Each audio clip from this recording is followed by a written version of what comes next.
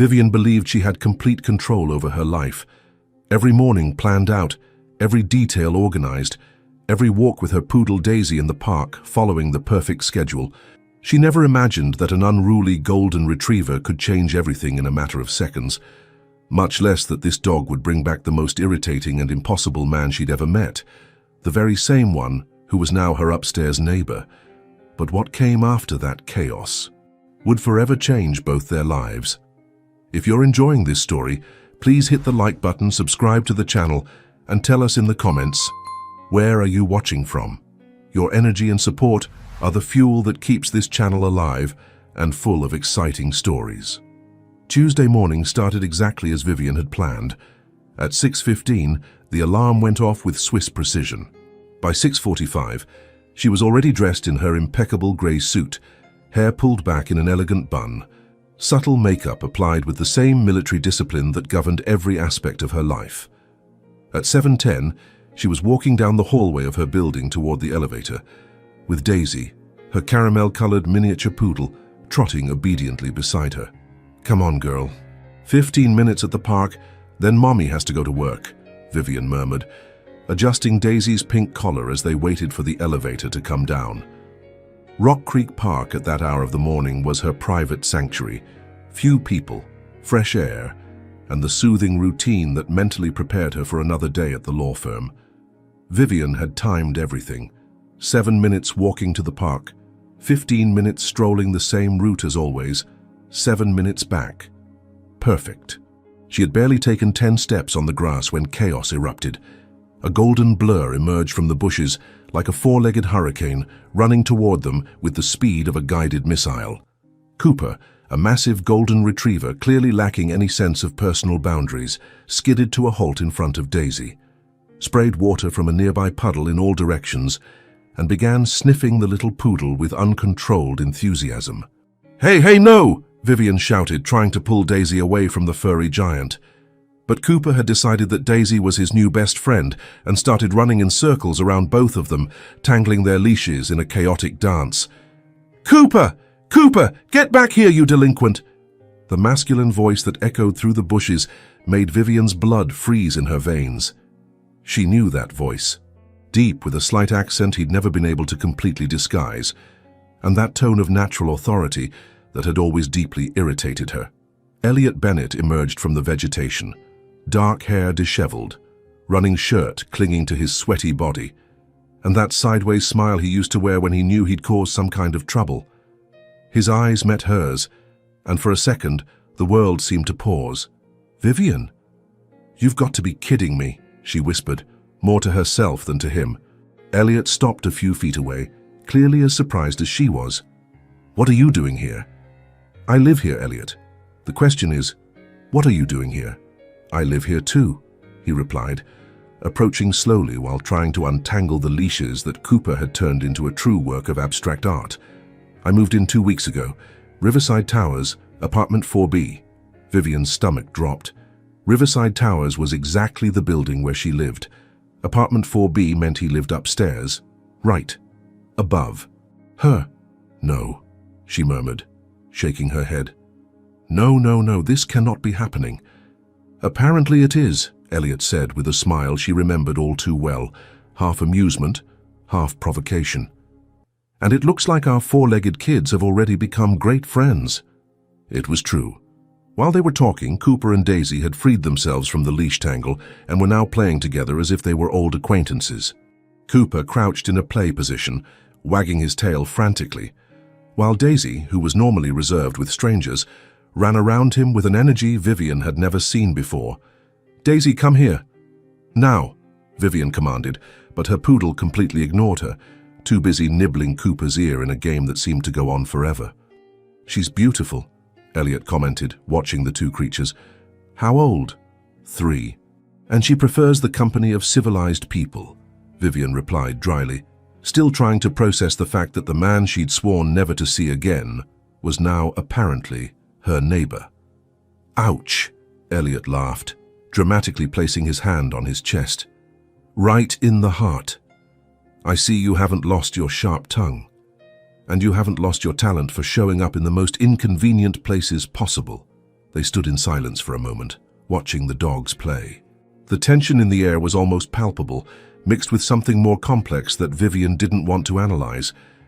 Elliot was thinner than she remembered, more mature too. The lines around his eyes were new, as was the small scar near his left eyebrow. "Look, Viv, don't call me that," she interrupted quickly.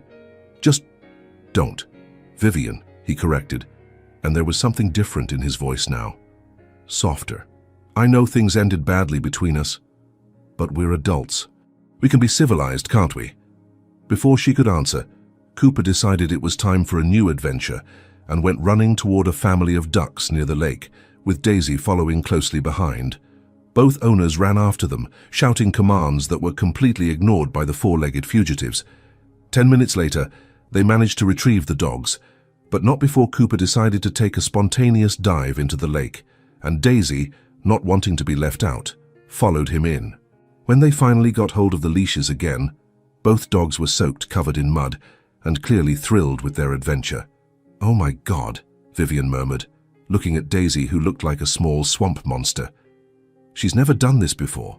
"Cooper has that influence on people," Elliot said, trying to clean the mud off his dog's snout with his shirt. "And apparently on dogs, too." That's when Vivian noticed the problem. In the confusion of the chase and aquatic rescue, the leashes had gotten mixed up. Daisy's delicate pink collar was now around Cooper's neck, while Cooper's sturdy black collar hung from Daisy's tiny neck. "You've got to be kidding me," she sighed. "At least now we have an excuse to see each other again," Elliot said, and there was something in his tone that made her heart race in a way she definitely didn't want to analyze. Vivian looked at him, then at the dogs who continued playing as if they were childhood friends, and felt that her perfectly organized routine had just been thrown out the window. And the worst part was that a small part of her, a part she desperately tried to ignore, didn't mind that one bit. "Tomorrow, same time," she said quickly, picking Daisy up in her arms. "You bring the pink collar, I'll bring the black one." "It's a date," Elliot replied with that sideways smile, and Vivian felt her cheeks flush involuntarily. As she walked back home with Daisy dripping in her arms, a single question echoed in her mind. How the hell had she just agreed to see Elliot Bennett again? The next morning, Vivian woke up to the sound of jazz playing upstairs. It wasn't just music. It was loud music, with dramatic saxophones and enthusiastic pianists who seemed to be playing directly in her ear. She looked at the clock. 6 in the morning. Sharp. "You've got to be kidding me," she murmured into her pillow, pulling the covers over her head. But the jazz continued, relentless and absurdly upbeat for that hour of the morning. Daisy, who normally slept until 7, was sitting on the bed looking at the ceiling with her ears perked up, clearly as bewildered as her owner by the involuntary morning symphony. Vivian tried to ignore it. She really did. She put the pillow over her head, squeezed her eyes shut and tried to go back to sleep. But it was impossible. The music wasn't just loud, it was good. Irritatingly good. The kind of sophisticated jazz she secretly loved but would never admit to, especially coming from Elliot Bennett's apartment. By 7:15, when she finally gave up trying to sleep, Vivian was officially in a bad mood. She dressed with sharp movements, brushed her teeth harder than necessary, and put Daisy's leash on with a tension the little poodle definitely noticed. "Let's settle this once and for all," she muttered as she left the apartment. The elevator arrived at the exact moment the doors to apartment 4B opened. Elliot emerged wearing an impeccable navy suit, hair perfectly styled, with Cooper by his side, who Vivian noted with irritation was wearing an elegant brown leather collar that probably cost more than her shoes. They stared at each other for a second before entering the elevator simultaneously, creating an awkward silence that seemed to take up all available space. "Good morning," Elliot said, pressing the ground floor button. "It would be if some people didn't think 6 in the morning was an appropriate time for a jazz festival," Vivian replied, staring fixedly at the elevator numbers. "Oh, that." Elliot had the decency to look slightly embarrassed. "Sorry. I always listen to music when I'm getting ready for work. It helps me focus. That's what headphones are for." "You're right," he admitted, and there was a sincerity in his voice that caught her off guard. "It won't happen again." Vivian stared at him, looking for signs of the sarcasm she remembered so well, but he seemed genuinely sorry, which somehow irritated her even more than if he'd been sarcastic. The doors opened on the ground floor, and they walked out together, heading toward the building exit in a silence that stretched uncomfortably. That's when Vivian realized that Cooper was wearing Daisy's delicate pink collar, which looked absurdly small on his sturdy neck, while Daisy was dragging Cooper's heavy collar across the floor. "The collars," she said, stopping abruptly. "Right, the collars." Elliot stopped too, and for a moment they just looked at each other, neither making a move to resolve the practical situation that had brought them together. Vivian started, but was interrupted by the arrival of the doorman, Mr. Martinez, who watched them with barely disguised curiosity. "Good morning, Mrs. Carter. I see you've met our new resident." "Met is an interesting word," Vivian murmured, but Elliot extended his hand to the doorman with that natural charm she remembered all too well. "Elliot Bennett, nice to meet you." "Mr. Martinez, welcome to the building. And what a beautiful dog. They seem like great friends." It was true. While the adults exchanged tense pleasantries, Cooper and Daisy had lain down side by side on the cool marble of the lobby, as if it were the most natural thing in the world. "Apparently so," Vivian said dryly. "Mr. Martinez, I need to leave for work. Mr. Bennett, can we swap the collars quickly?" "Of course." Elliot knelt down to remove the pink collar from Cooper's neck, and Vivian did the same with Daisy.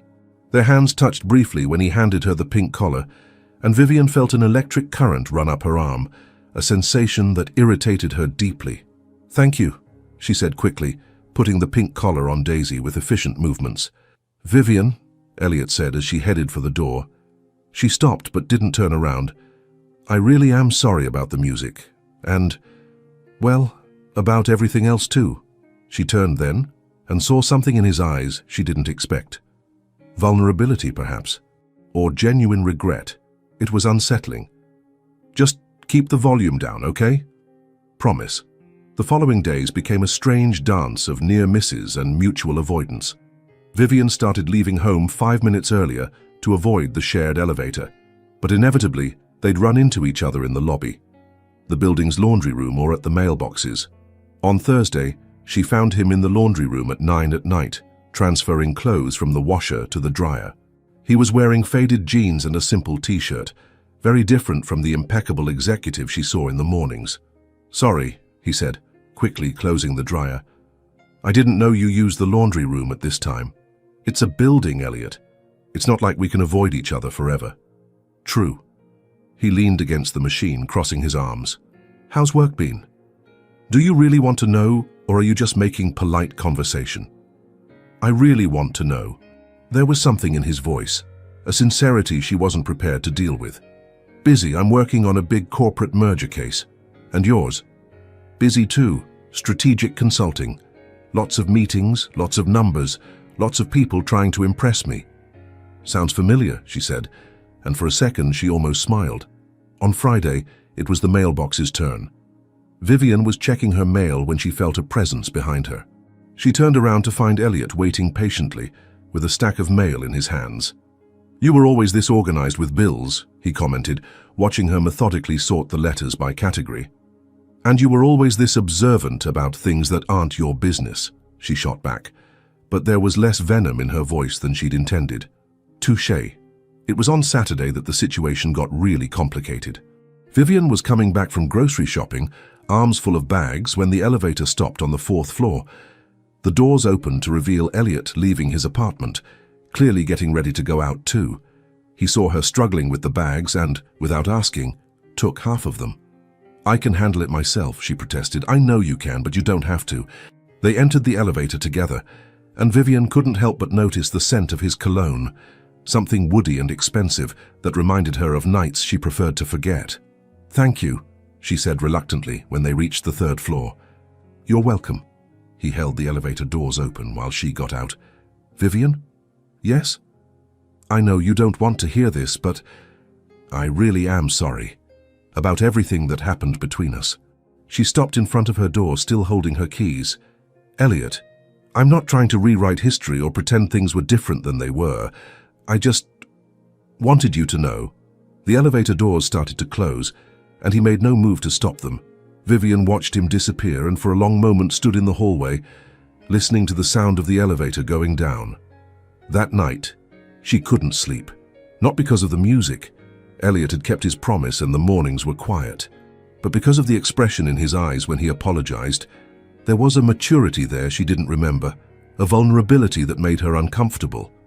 Because as much as she tried to deny it, a small part of her, a part that grew with each forced encounter, was starting to wonder if maybe, just maybe, people really could change. On Monday morning, Vivian found the first note. It was stuck to her door when she left for work, a small cream-colored paper, with the elegant handwriting she recognized immediately. Elliot's slanted, confident script that used to sign million-dollar contracts with the same ease other people wrote shopping lists. Sorry again about the music. To make up for it, I left something special in the lobby for Daisy. E. Vivian took the stairs instead of the elevator, driven by a curiosity she refused to acknowledge. In the lobby, Mr. E. Martinez was smiling suspiciously while holding a small pink box. "You have an admirer," he said with a twinkle in his eyes. He said it was for little Daisy.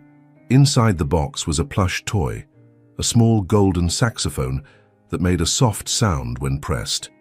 Daisy immediately fell in love with it, carrying it on her leash during their entire morning walk.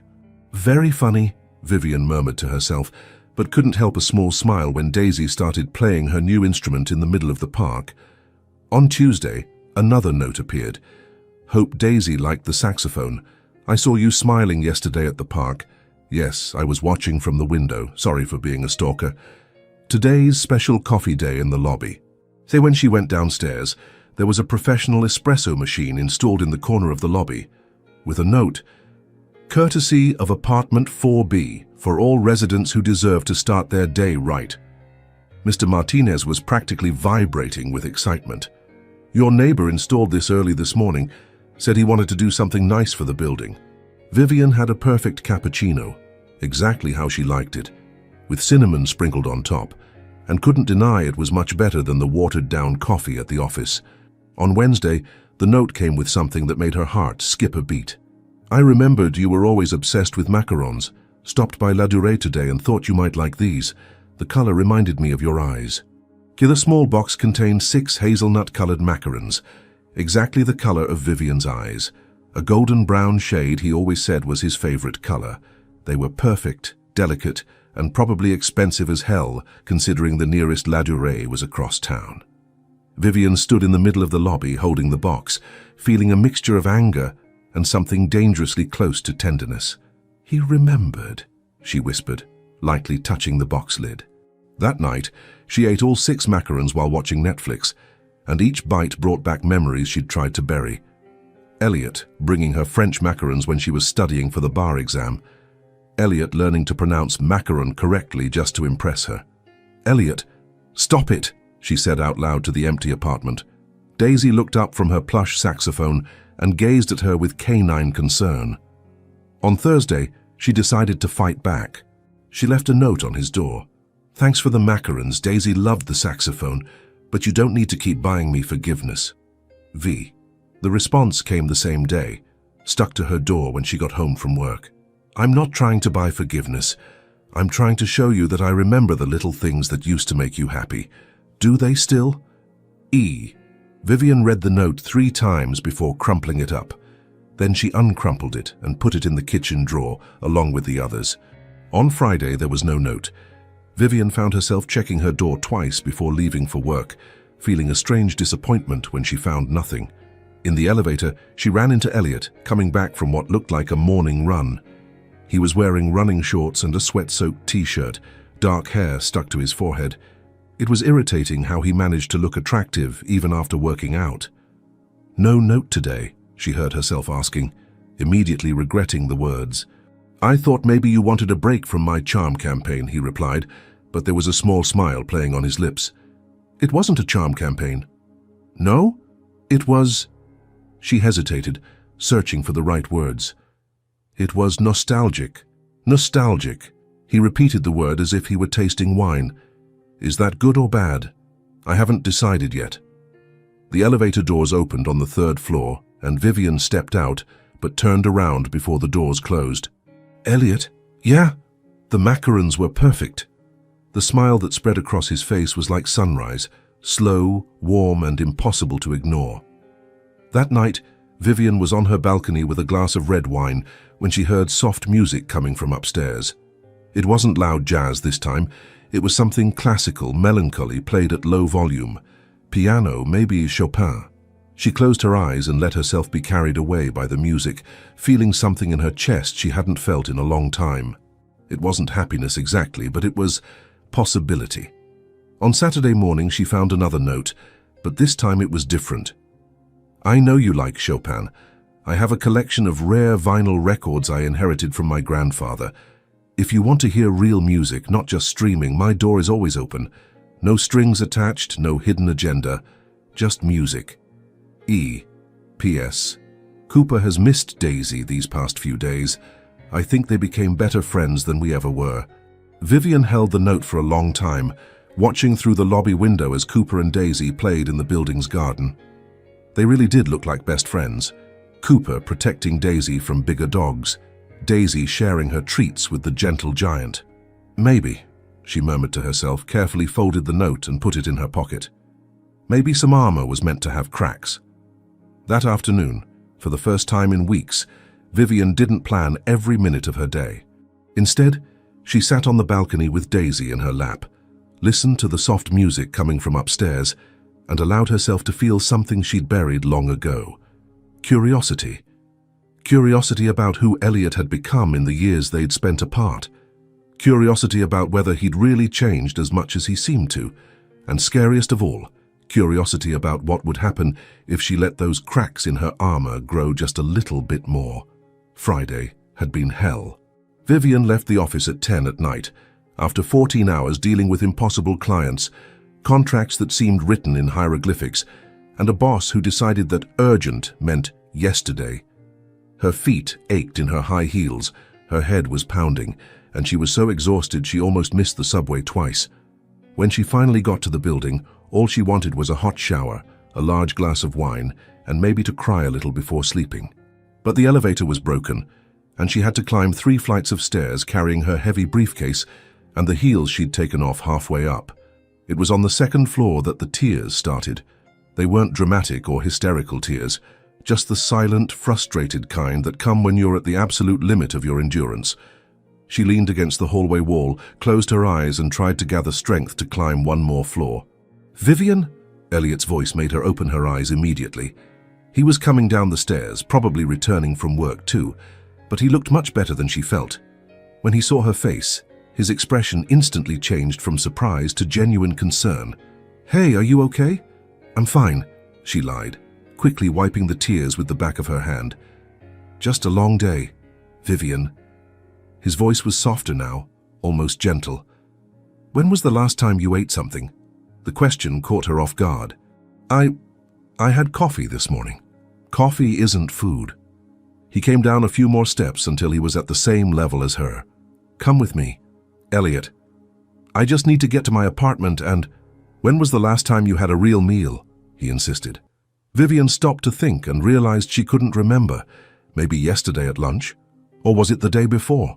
"Exactly," Elliot said, as if he could read her expression. "You're coming upstairs with me. I'm making dinner."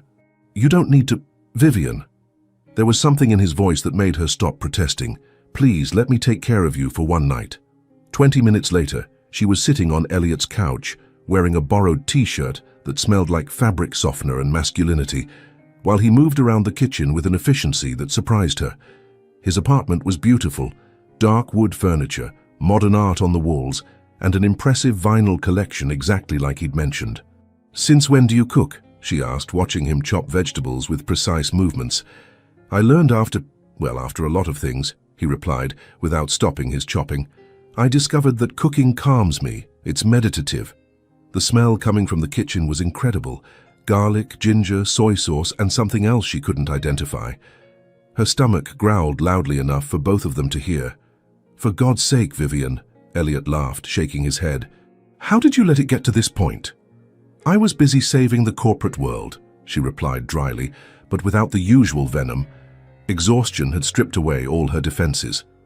"Ah, right, the old excuse." "It's not an excuse. It's the reality of being a senior attorney at a major firm. I know. His voice became more serious. I know that life, remember? The difference is, I learned it's not worth it if you don't take care of yourself in the process. 15 minutes later, he placed a plate in front of her, stir-fried chicken with vegetables and jasmine rice, everything perfectly seasoned and presented as if it had come from an expensive restaurant. My God, she murmured after the first bite. This is incredible. Thank you. He sat on the other side of the couch, his own plate in his hands. Now, tell me about your hellish day. And to her own surprise, she did.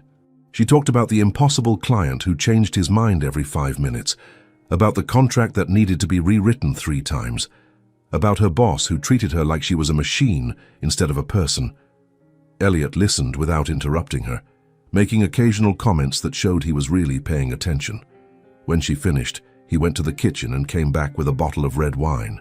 Now it's my turn, he said, pouring 2 glasses.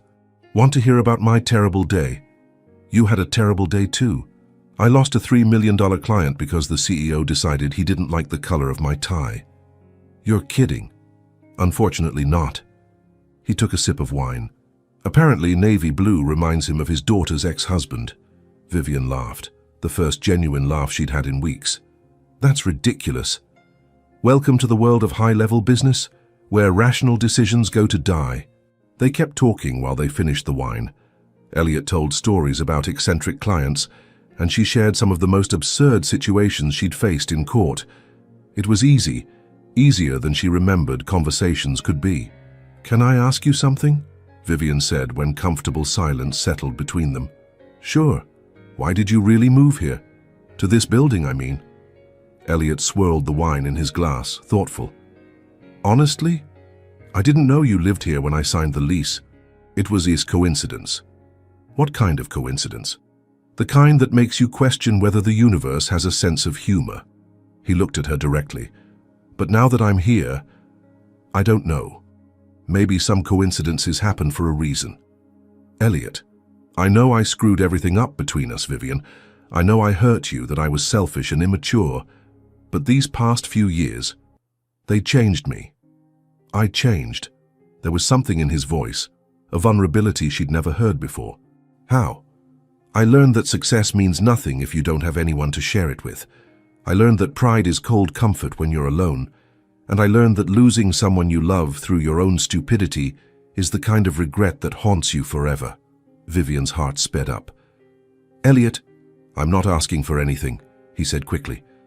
I'm not trying to win you back or pretend we can turn back time. I just wanted you to know that I became a better man.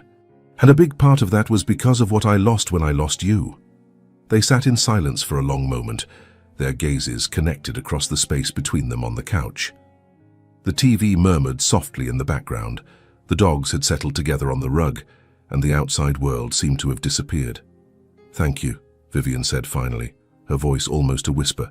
For what? For feeding me, for listening to me, for... She hesitated. For reminding me what it feels like to be cared for.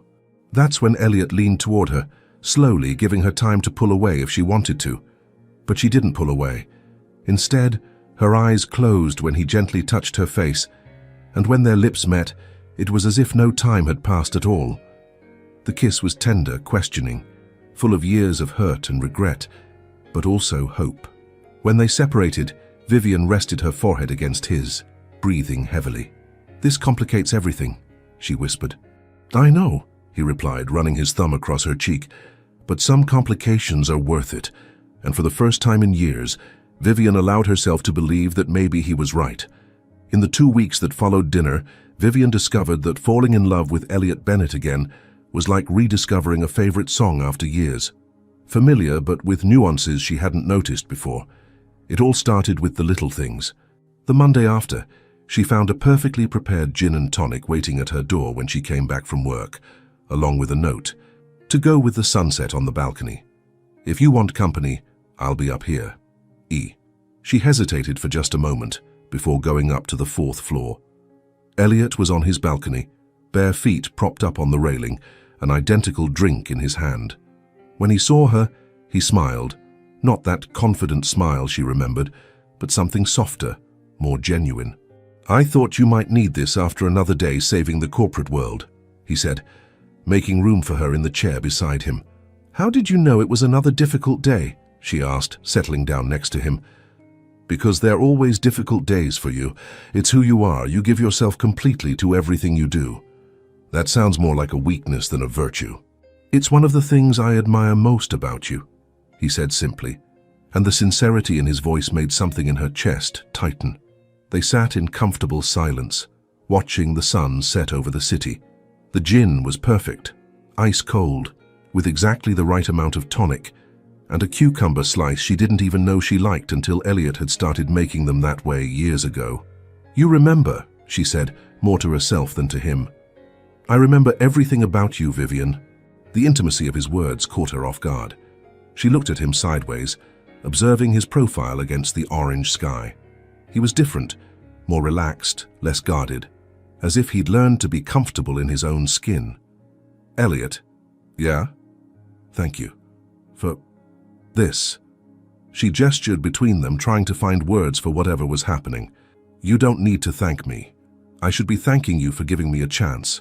On Thursday, she was working late at home when she heard soft music coming from upstairs. It wasn't Chopin this time. It was something more modern, jazzy and enveloping. Ella Fitzgerald, maybe, or Billie Holiday. Without thinking much about it, she went out to her balcony. The music was clearer there, floating through the night like an intimate conversation between old friends. "Are you listening?" Elliot appeared on his balcony, leaning on the railing to look down at her. "It's beautiful," she admitted. "Want to come up? I have a vinyl collection you've never seen." This time she didn't hesitate. His apartment at night was different, cozier, with soft yellow lights and scented candles that smelled like sandalwood and cedar. The vinyl collection he'd mentioned took up an entire wall, meticulously organized by genre and year. "My God," Vivian murmured, running her fingers over the album covers. "Some of these must be extremely rare." "Inherited from my grandfather," Elliot explained, changing the record on the vintage turntable. "He used to say that digital music would never have soul." He was right. She stopped in front of a section dedicated entirely to classic jazz. "Do you have Love in the Time of Cholera? The book or the movie soundtrack?" "Both, I hope." Elliot laughed and went to get both the book and the record. "You were always obsessed with that story. It's about love that transcends time and circumstances. Who wouldn't be obsessed?" "Florentino waits 51 years, 9 months and 4 days for the woman he loves," Elliot recited from memory, putting the record on to play. "Do you think it's worth it?" Vivian looked at him, surprised he remembered so many details. "You read it?" "I read it after you mentioned it for the 10th time. I wanted to understand why you found it so romantic." "And what did you think? That maybe some people are worth the wait?" The words hung between them, loaded with meaning. Vivian felt her heart speed up when she realized he wasn't talking about the book anymore. They spent the rest of the night listening to music and talking about books, movies and memories they'd shared. When Vivian finally looked at the clock, it was 2 in the morning. "I should go," she said, but made no move to get up from the couch where they'd settled. "You should," Elliot agreed, but he didn't move either. They were closer now, she realized. Somehow, during the hours of conversation, the space between them had shrunk until she could feel the warmth of his body, the scent of his cologne mixed with the aroma of the candles. "Vivian," he said softly, and there was something in his voice that made her look directly into his eyes. "Yes? Can I?" She didn't let him finish the question. Instead, she leaned toward him, meeting his lips with hers in a kiss that was very different from the first. This one was deeper, more urgent, full of weeks of accumulated tension and suppressed desire. When they separated, both were breathless. "Maybe I really should go," she whispered against his lips. "Maybe you should," he agreed, but his hands found her face, thumb tracing her jawline. "This is moving too fast," she said, even as she leaned into his touch. "Or maybe it's moving at the right speed for the first time." Vivian closed her eyes, allowing herself to feel the moment, the soft music in the background, the gentle touch of his hands, the feeling that maybe, just maybe, she could trust him again. "Elliot? Don't hurt me again." The words came out as a whisper, vulnerable and raw. He stopped caressing her face and looked directly into her eyes. "Vivian, I'd rather cut off my own hand than hurt you again. You have my word. Promises are easy to make. Then let me show you instead of telling you." And maybe it was the music or the wine they'd shared, or simply the fact that she was tired of carrying hurt alone. But Vivian allowed herself to believe him. She leaned in again for another kiss, this one even deeper than the previous one, and when Elliot pulled her closer, she let herself melt against him. For the first time in years, Vivian allowed herself to be completely present in a moment, without worrying about consequences or protections, just her, him, and the soft music that surrounded them like a blanket. When she finally left his apartment at 4 in the morning, she was no longer running away from something. For the first time in a long time, she was walking towards something that was worth it. Monday arrived with the force of a hurricane disguised as an emergency meeting. Vivian was reviewing contracts when Margaret Chen, the firm's senior partner, appeared at her door with an expression she knew well, the same one she wore before delivering cases that would either define careers or destroy them completely. "Vivian, I need to talk to you. Now." In Margaret's office, with its glass walls offering a panoramic view of Washington, D.C., the news was delivered with the surgical precision typical of the city's most feared attorney. "The Morrison-Blackstone merger just got even bigger," Margaret said, sliding a thick folder across the table. "They've acquired 3 more companies in Europe, and that's transformed a $200 million deal into something close to $800 million. Vivian whistled softly. "That's massive. And they specifically asked for you to lead the legal team. Congratulations, you just became the lead attorney on the biggest deal in this firm's history." Vivian's heart raced. It was exactly the kind of case she'd dreamed of leading. Complex, international, and with the potential to catapult her career to a completely new level. "Is there a problem?" she asked, noticing that Margaret didn't seem as enthusiastic as she should. "Maybe.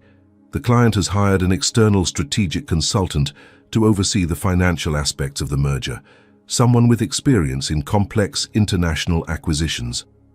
Margaret opened a second file and pushed a photograph toward Vivian. The world seemed to stop when she saw the familiar face smiling back at her. "Elliot Bennett," Margaret continued, carefully observing Vivian's reaction. "Do you know him?" Vivian forced her expression to remain neutral, even with her heart beating erratically in her chest. "We've met professionally a few years ago." "Great. So you two can work together without any problems." "Of course," Vivian lied, her mind racing as she processed the implications.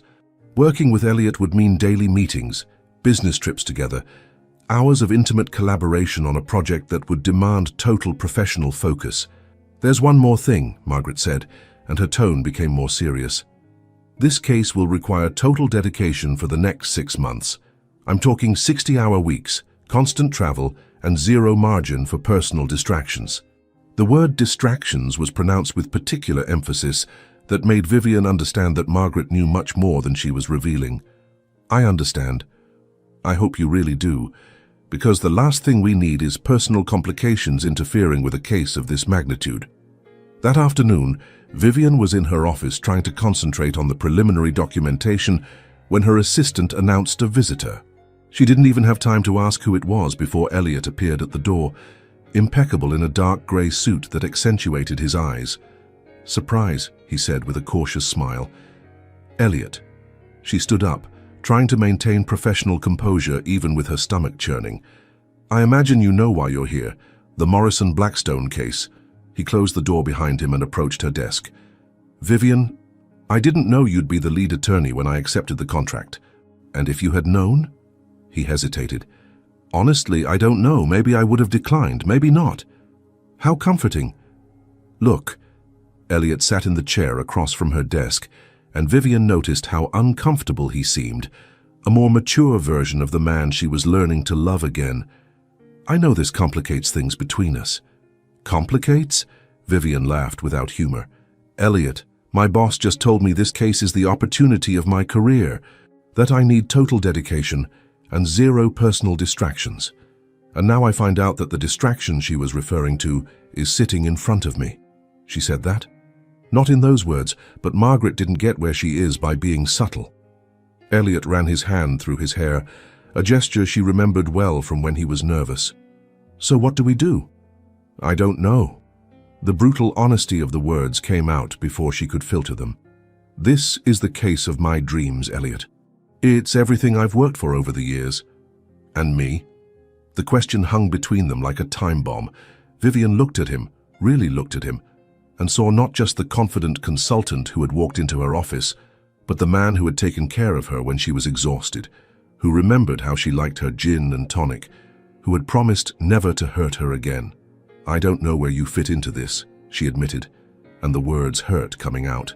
"Vivian, no." She stood up, walking to the window so she wouldn't have to look at him.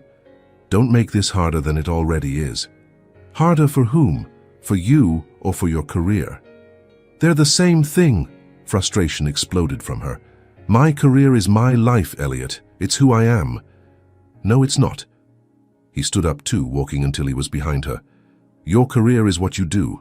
It's not who you are. You don't understand. I understand perfectly. I used to be exactly like that, obsessed with work, defining my worth by the next deal, the next success. But you know what I discovered? When you reach the top alone, the view is beautiful, but there's no one to share it with." Vivian closed her eyes, feeling the warmth of his body near her. "What if I choose you and everything goes wrong? What if I lose both my career and you? What if you choose your career and lose the chance to have something real, something worth more than any contract?" "It's not fair," she whispered. "No, it's not." They stood in silence, the weight of the situation settling between them. Outside, Washington, D.C. continued its frantic pace, indifferent to the personal drama unfolding on the 42nd floor. "I need time," Vivian said finally. "How much time?" "I don't know, a few days, a week. I need to talk to Margaret, understand exactly what the rules are." Elliot turned to leave but stopped at the door. "Vivian?" "Yes?" "Regardless of what you decide, I want you to know that these last few weeks have been the best I've had in years. Elliot, and if you decide that your career is more important, I'll understand.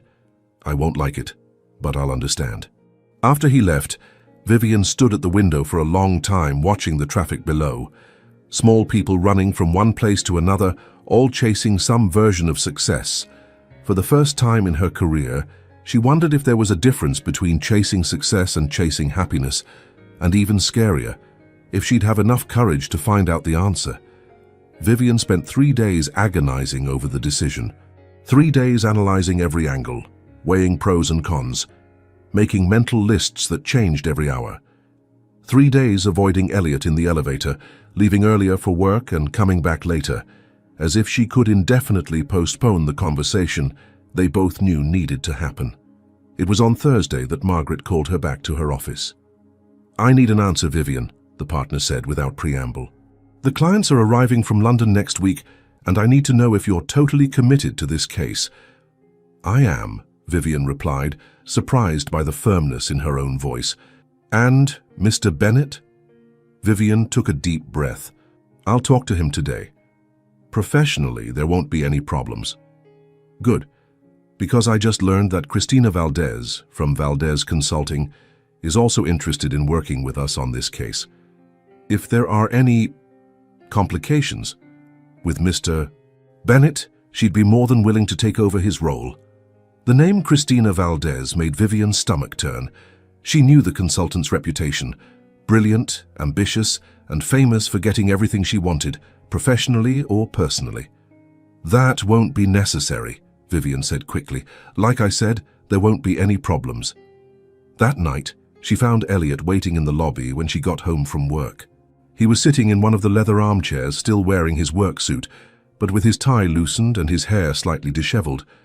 When he saw her, he stood up immediately. "We need to talk," they said simultaneously, and despite the tension, Vivian almost smiled. In his apartment, sitting on the same couch where they'd shared music and kisses just a few nights before, the silence weighed between them like a physical presence. "I've made a decision," Elliot said finally. "Me too," Vivian replied. "You first." "No, you." Elliot ran his hand through his hair, that nervous gesture she already knew so well. "I'm stepping down from the case." "What?" Vivian turned to face him completely. "Elliot, no. You can't do that. It's already done. I called Margaret this morning and told her I had a family emergency and need to step away from the project. That's a lie. It is. But it's a necessary lie. He looked directly into her eyes. Vivian, this is the case of your lifetime. You said so yourself. I'm not going to be the reason you lose this opportunity. What about your job? This contract is worth millions to you. There are other contracts, other opportunities. His voice was calm, decided. But you only have one chance to lead a case like this. Vivian stood up, walking to the window. I was going to choose the case, Elliot. I was going to end this between us to focus on work. I know. How do you know? Because I know you, and because it's the right choice. Is it? She turned to face him. Then why does it feel so wrong? Elliot stood up too, walking over to her. Because maybe sometimes the right choice and the easy choice aren't the same thing. I don't understand why you're doing this, because I love you. The words hung suspended in the air between them. Vivian felt as if the ground had disappeared from under her feet. Elliot, I love you, Vivian. And when you truly love someone, you put that person's happiness before your own. But what if my happiness includes you? Then maybe we'll find a way after you conquer the world. He smiled, but there was sadness in his eyes. I'm not giving up on us. I'm just taking a step back so you can take 2 steps forward. Before Vivian could respond, Elliot's phone rang. He answered, and she watched his expression gradually change as he spoke. That was my partner, he said after hanging up. Christina Valdez is spreading rumors that I abandoned the Morrison Blackstone project for personal reasons. She's trying to get the contract for herself. That, Vivian started, but Elliot raised his hand. It doesn't matter. Let her have the contract. What do you mean it doesn't matter, Elliot? She's destroying your reputation. My reputation will recover, but if I stay on this case and complicate things for you, it could affect your career forever. Vivian stared at him, seeing the determination in his eyes and feeling something break inside her chest. I hate this. Me too. And now? What happens to us? Elliot walked over to her, taking her face in his hands. Now you're going to be incredible on this case. You're going to show everyone why you're the best lawyer of your generation, and I'll be here rooting for you, even if from afar. And after that, we'll see what happens. They kissed then, a desperate kiss full of everything they couldn't say in words. When they separated, Vivian's eyes were teary. This isn't goodbye, she whispered. No, he agreed. It's see you later. But even as he said it, Vivian knew that something had changed irrevocably between them. Elliot's sacrifice was noble, generous, and completely selfless, and that scared her more than any professional conflict could. 2 weeks later, when she learned that Elliot had accepted a 6-month contract in Brazil, partially, she suspected, to escape the situation with Christina Valdez, Vivian locked herself in the office bathroom and cried for the first time in years. Not because he had left, but because she finally understood what she had lost when she let him go the first time. And now, even with the case of her dreams in her hands and a career that was finally taking off, Vivian wondered if success was really worth anything when you had no one to share it with. The answer, she discovered, was more complicated than she'd ever imagined. 6 months. 6 months since Elliot had left for Brazil. 6 months since Vivian had completely immersed herself in the Morrison Blackstone case, turning it into the professional triumph Margaret had promised it would be. 6 months of 16-hour days, international travel, and a reputation that now preceded her in all of Washington's corporate circles. And 6 months since she'd temporarily moved to Seattle, accepting a transfer that put more distance between her and the memories that haunted every corner of the apartment in D.C. The move had been good for her, Vivian admitted. Seattle was different, greener, quieter, with a pace that allowed her to actually breathe for the first time in years. She'd rented a loft in the Capitol Hill district, had started cooking again, and even adopted an orange kitten that Daisy had reluctantly accepted as a housemate. But even with all the change and growth, there were nights, especially the rainy ones, which in Seattle were almost all of them, when she found herself wondering where Elliot was, what he was doing, if he thought about her as much as she thought about him. It was on one of those rainy Thursday nights that the invitation arrived. An elegant envelope, heavy cream paper, delivered by a messenger who waited while she signed the receipt. Inside, an invitation to a charity gala in New York. A night of music and memories, benefiting a music education foundation. On the back of the invitation, a handwritten note in the handwriting she would recognize anywhere. "Please come. I need to see you." Vivian stood in the kitchen for 15 minutes, holding the invitation, feeling her heart race in a way she hadn't felt in months. Daisy, now more mature and apparently wiser, sat at her feet and looked at her with that expression only animals can have, as if they knew exactly what was happening and were silently judging human choices. "I shouldn't go," Vivian told the poodle. Daisy tilted her head, clearly disagreeing. 3 days later, she was on a flight to New York, wearing a navy blue dress she'd bought specifically for the occasion and trying not to overanalyze what that meant. The event was held at the Rainbow Room, atop 30 Rockefeller Plaza. Manhattan's nighttime view stretched beyond the panoramic windows, and the live music, a string quartet playing classical pieces, created an atmosphere that was simultaneously elegant and intimate. Vivian arrived fashionably late, a calculated strategy to avoid the anxiety of waiting and to ensure the party was already underway when she made her entrance.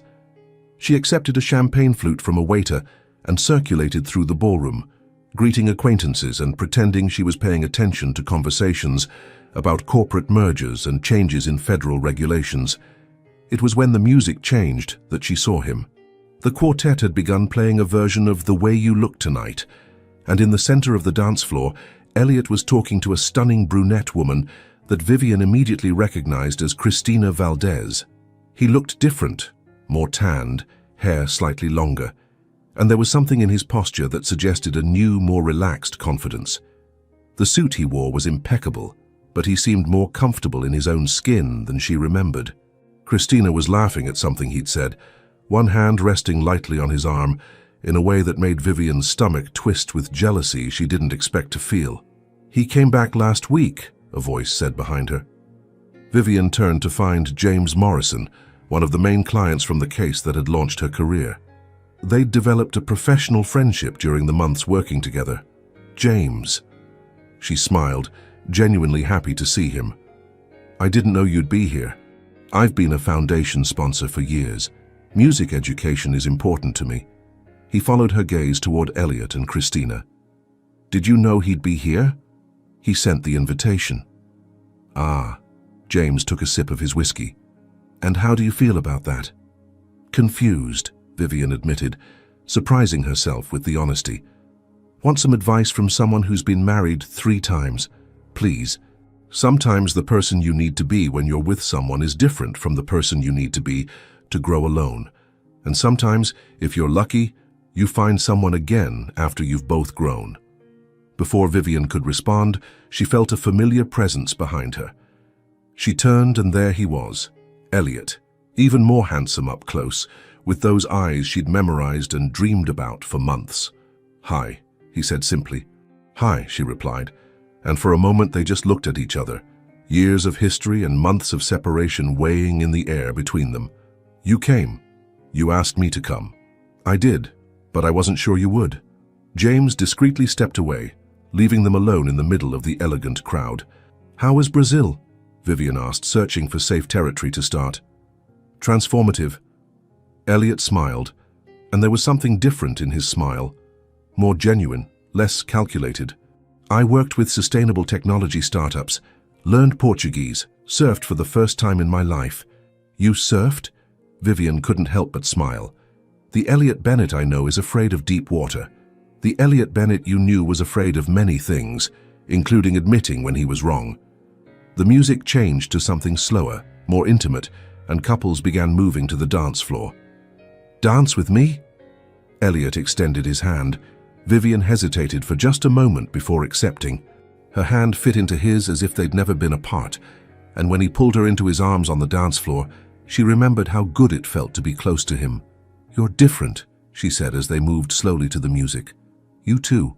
More peaceful, maybe. Less tense." "Seattle has that effect on people." "Seattle?"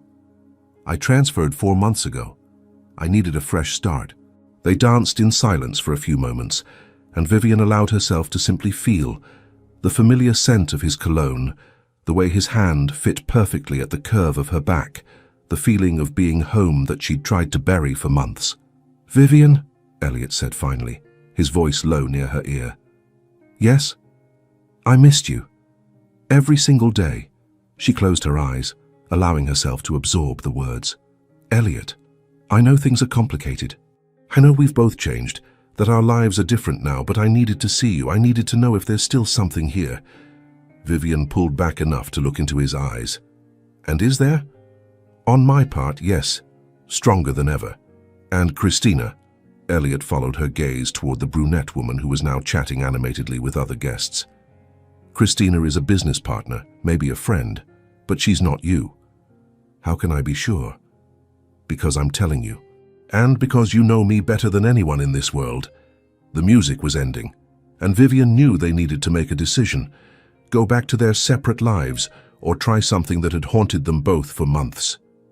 "What are you proposing?" she asked. "That we start over. Slowly, no rush, like two adults who've learned some things about themselves, who discovered that everything we achieved means nothing if we don't have someone to share it with. And how would that work practically?" Elliot smiled, and this time the smile reached his eyes. "Honestly, I have no idea, but I think it's worth finding out." The last note of the music echoed through the ballroom, and they stood still on the dance floor, still embraced, while the world around them continued spinning.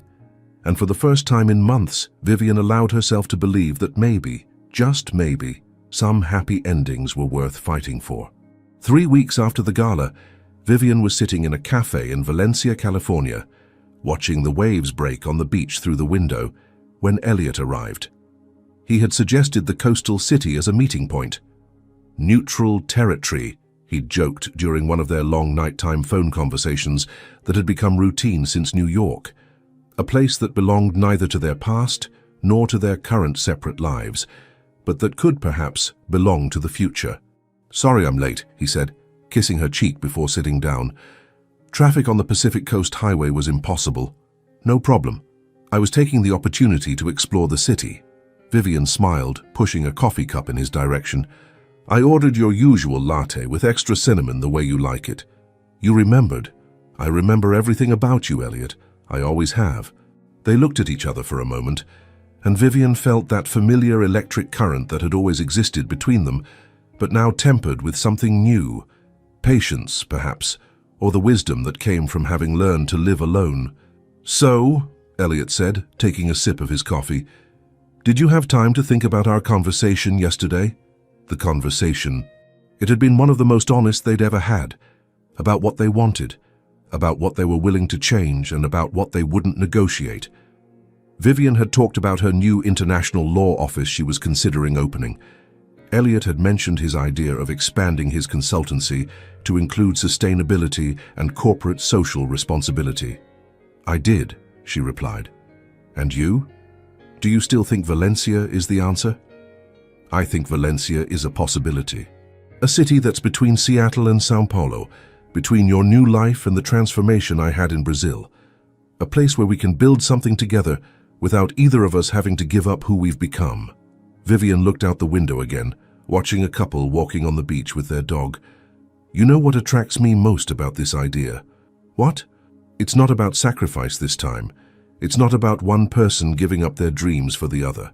It's about two people choosing to build new dreams together." "Exactly." Elliot leaned forward, his eyes shining with enthusiasm. "Vivian, I researched the legal market here. There's a growing demand for lawyers specializing in international law, especially with all the tech startups expanding into global markets. You could have the kind of practice you always wanted, smaller, more focused, but with complex international cases. And you?" "I already have 3 potential clients here. Companies that want to become more sustainable, but need strategic guidance to do it without compromising profitability." He paused, studying her face. "But it only works if we both really want this. If we're not just running away from our current lives, but running towards something better." Vivian thought about Seattle, the loft that had become a home, the colleagues she'd learned to appreciate, the quiet life she'd built. Then she thought about DC, The apartment full of memories, the career that had reached its peak, the constant feeling of chasing something that never completely satisfied her. "I visited an office yesterday," she admitted. "Downtown, a historic building that was renovated with an ocean view. The owner said there's space for 2 tenants, a law firm and a consultancy maybe." The smile that spread across Elliot's face was like sunrise. "Seriously?" "Very seriously." "And Elliot?" She reached across the table, intertwining her fingers with his. "I want this. Not because I'm running away from something, but because for the first time in years, I'm excited about the future. Even knowing it's going to be hard. Starting over, building our practices from scratch, learning to live together as the people we've become. Especially knowing it's going to be hard." Vivian squeezed his hand. "Easy things are never worth as much." They sat in silence for a moment, absorbing the magnitude of the decision they'd just made. Through the window, the sun was beginning to set over the Pacific, painting the sky in shades of orange and pink. "There's one more thing," Elliot said, his voice slightly nervous. "What?" "Cooper. He's really missed Daisy. I'm sure it would be devastating for him if we moved to opposite sides of the country again." Vivian laughed, a genuine musical laugh that made several people in the cafe look in their direction. "Oh, of course. We're doing this for the dogs. Obviously. We're altruistic people, thinking only of the emotional well-being of our pets." "Obviously." They looked at each other and laughed together, and Vivian realized that this was it.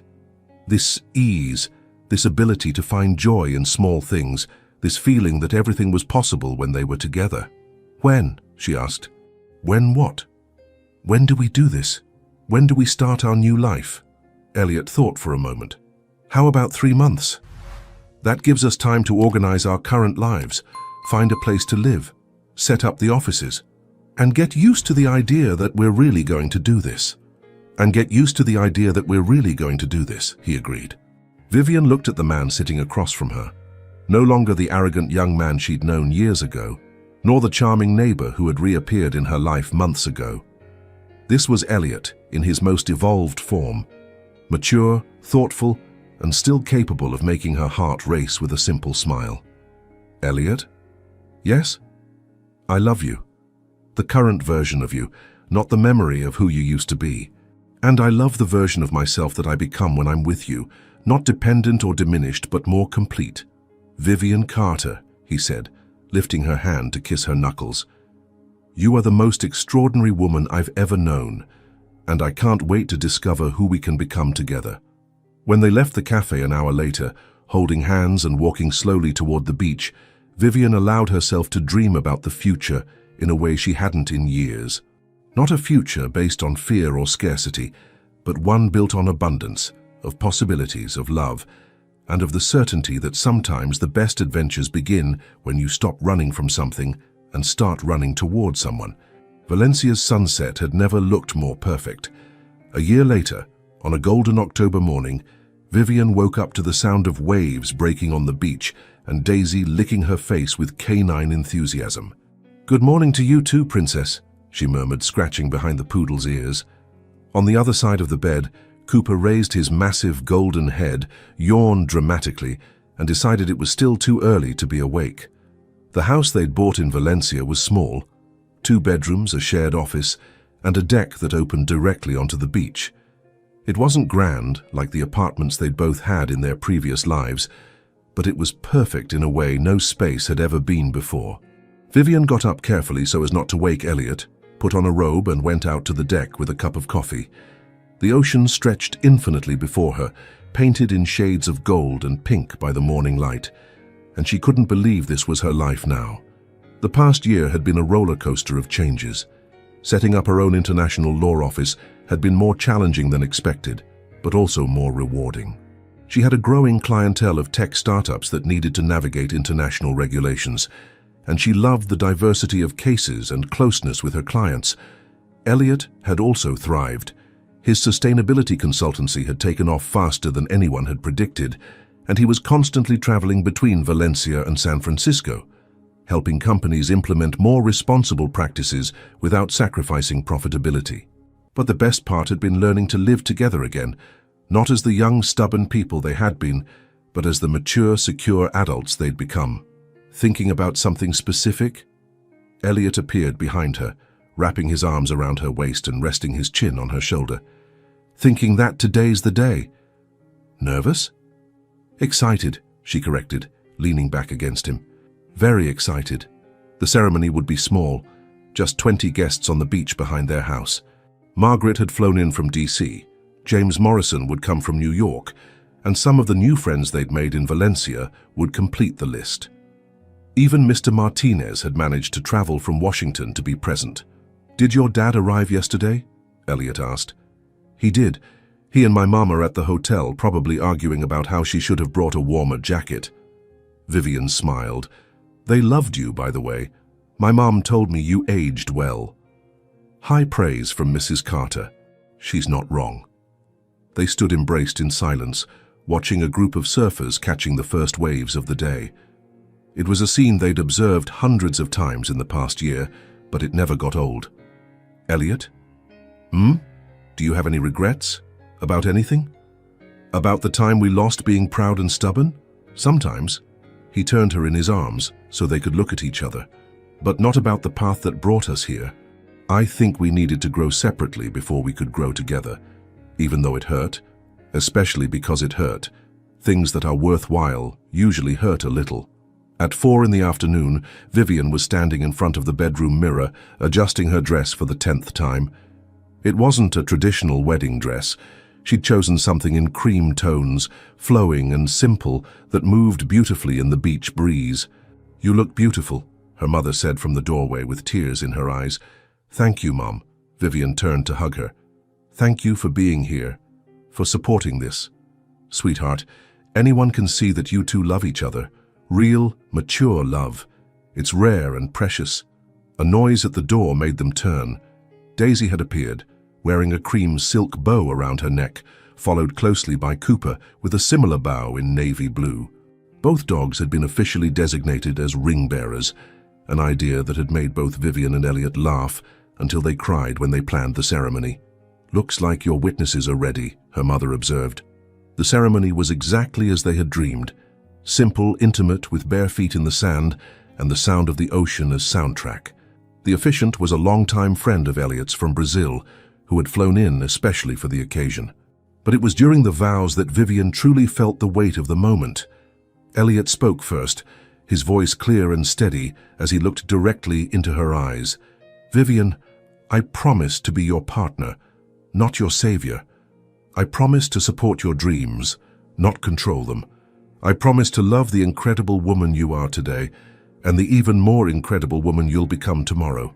And I promise that no matter what challenges we face, we'll face them together, as equals who chose to build an extraordinary life together." When it was Vivian's turn, she took a deep breath and spoke from her heart.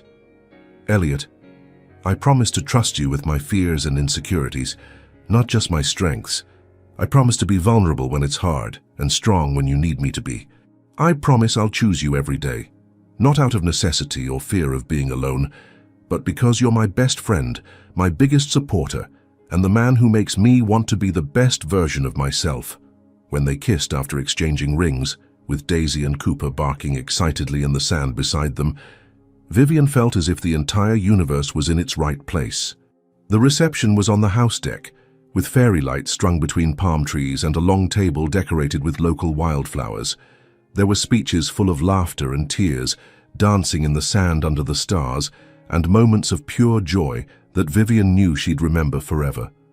But it was later, after the guests had gone home and they were alone on the beach with the dogs, that she truly absorbed the reality of her new life. "So," Elliot said, taking off his tie and rolling up his shirt sleeves, "how does it feel being Mrs. Bennet?" "Actually, I'm keeping Carter professionally," she said with a mischievous smile. "But personally, I feel like I'm finally home." They walked along the water's edge, waves wetting their feet, Cooper running ahead of them while Daisy walked with dignity beside Vivian. "You know what strikes me most about all this?"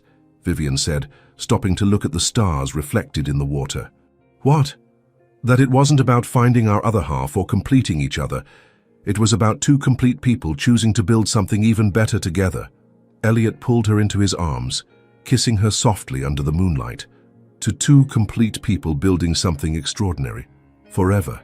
And as they walked back home, their life, their future, Vivian knew with absolute certainty that sometimes the best stories aren't about broken people being fixed by love, but about whole people choosing to grow together. And that, she thought with a smile, was the most beautiful love story of all. And so Vivian discovered that true love wasn't about finding someone to complete her, but about two complete souls choosing to grow side by side. Sometimes we lose people only to find them again when we're ready to love them the right way. Because in the end, the best love stories aren't about salvation, they're about choice. Every day, again and again. And you? What kind of love are you choosing to build in your life? If this story touched your heart, please hit the like button. Subscribe to the channel for more tales that speak to the soul, and tell us in the comments, where are you listening to this message from? Your support is what allows us to keep bringing stories that inspire and move hearts.